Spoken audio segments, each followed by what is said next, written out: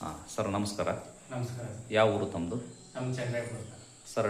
Doctor Praveen Babu ಅವ್ರ ಹತ್ರ ದಾವಣಗೆರೆಗೆ ಏನು ತೊಂದರೆಗೆ ಅಂತ ತೋರ್ಸಕ್ಕೆ ಬಂದಿತ್ತು ಸರ್. ಅದೇ ಬೆನ್ನೋವಿದೆ, ಹಾಗಾಗಿ ಬೆನ್ನೋವನ್ನ ತೋರ್ಸಕ್ಕೆ. ಬೆನ್ನೋವು ಎಷ್ಟು ವರ್ಷದಿಂದ ಇದೆ? ಸೊಂಟ ಬೆನ್ನು ಅಲ್ಲ? ಒಂದು ವರ್ಷದಿಂದ ಇದೆ. ಒಂದು ವರ್ಷದಿಂದ MRI ಮಾಡಿಸಿದ್ರಲ್ಮ?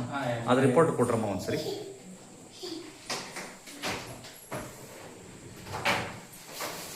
ಅದು ಬೇಡ, ಫೋಟೋಸ್ ಏನು ಬೇಡಮ್ಮ, ರಿಪೋರ್ಟ್ಸ್ ಅಷ್ಟೇ ಕೊಟ್ರಿ. ಹಾಂ ಅದು ಕೊಟ್ರಿ.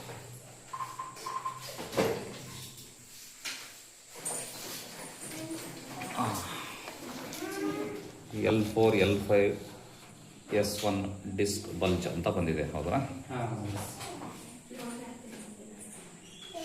ರಿಪೋರ್ಟ್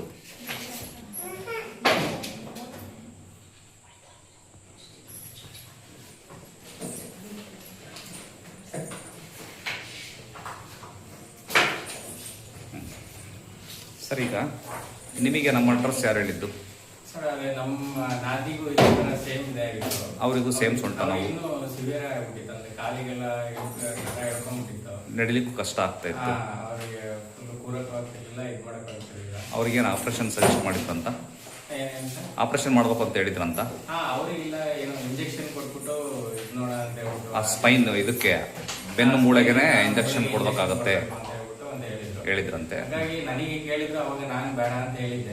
ಬೇಡ, ಈ ತರ ಆಯುರ್ವೇದಿಕ್ ಇದೆ ಅಂತ ಹೇಳಿದ್ದೆ. ಹಾಗಾಗಿ ನಮ್ಮ ಚೆಡ್ಕೊ ಒಬ್ರು ಹೇಳಿದ್ರು ಅವರಿಗೆ, ಈ ತರ ಇದ್ದಾರೆ ಅಂತ ಹೇಳ್ಬಿಟ್ಟು. ಹಾಗಾಗಿ ಅಲ್ಲೇ ಹೋಗಿ ತೋರಿಸಿ ಅಂತ ಹೇಳಿದ್ದೆ. ಹಾಗಾಗಿ ಬಂದಿದ್ರು ಅವರಿಗೆ. ಓಕೆ. ಅವ್ರು ಬಂದು ಎಷ್ಟು ವರ್ಷ ಆಯ್ತು ಸರ್? ಅವ್ರು ಬಂದು 1 ವರ್ಷ ಆಯ್ತು ಸರ್. ಅವರು ಈಗ ನಮ್ಮಲ್ಲಿ ಟ್ರೀಟ್ಮೆಂಟ್ ತಗೊಂಡು ಹೋದ್ಮೇಲೆ ಹೇಗಿದ್ದಾರೆ? ಚೆನ್ನಾಗಿದ್ದಾರೆ ಸರ್. ಸೊಂಟ ನೋವಿಲ್ಲ, ಆರಾಮಾಗೆಲ್ಲ ಕೆಲಸ ಮಾಡ್ತಾರೆ, ಓಡಾಡ್ತಾರೆ, ಕೆಲಸ ಭಾರ ಇರ್ತದೆ ಎಲ್ಲ ಮಾಡ್ತಾರೆ. ಸೊ ಅವ್ರು ಆರಾಮಾಗಿರೋದಕ್ಕೆ ನೀವು ಬಂದಿದ್ದೀರಿ. ಹಾಗಾಗಿ ನನಗೆ ಈ 1 ವರ್ಷದಿಂದ ಹಂಗೆ ಬೆಳಗ್ಗೆ ಎದ್ದ ತಕ್ಷಣ ಶುರು ಆಗೋದು. ಆಮೇಲೆ ಡೈಲಿ ರೂಟೀನ್ ಆಕ್ಟಿವಿಟಿ ಆದ್ಮೇಲೆ ಏನು ಇರ್ತಿರ್ಲಿಲ್ಲ. ಮತ್ತೆ ನೆಕ್ಸ್ಟ್ ಮಾರನೇ ದಿನ ಬೆಳಗ್ಗೆ ಮತ್ತೆ ಇದಾದಾಗ ಇದಾಗ್ತಾ ಇತ್ತು. ಅವಾಗ ಅದಕ್ಕೆ ನಾನು ಒಂದ್ಸತಿ ನೋಡೋಣ ಅಂತ ಹೇಳಿ ಎಕ್ಸ್ರೇ ಮಾಡಿಸಿದಾಗ ಇದೇ ತರ ಡಿಸ್ಕ್ ಪಂಚು ಈ ತರ ಅಂತಿತ್ತು.